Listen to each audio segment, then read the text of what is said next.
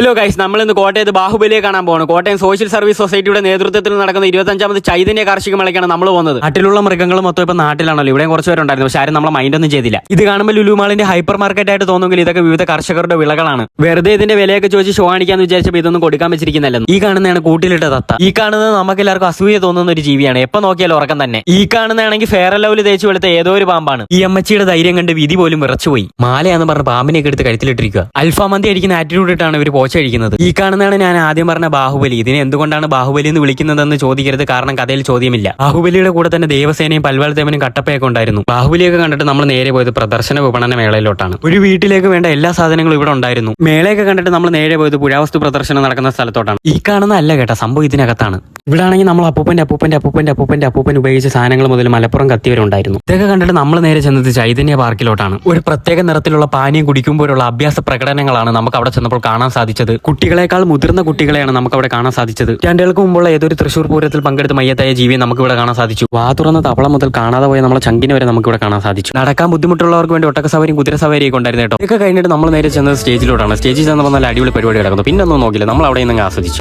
വൃന്ദാവനം കണ്ടെത്തിയത് ഞാനാണ്. അതിനുള്ള ധനം നൽകിയത് ഞങ്ങളാണ്. ഞാൻ ബർസാനക്ക് ഒരുപാട് സഹായങ്ങൾ ചെയ്തിട്ടുണ്ട് രാധേ. ഞാൻ നിന്നെ ഒരുപാട് സ്നേഹിച്ചിട്ടുണ്ട് കൃഷ്ണ.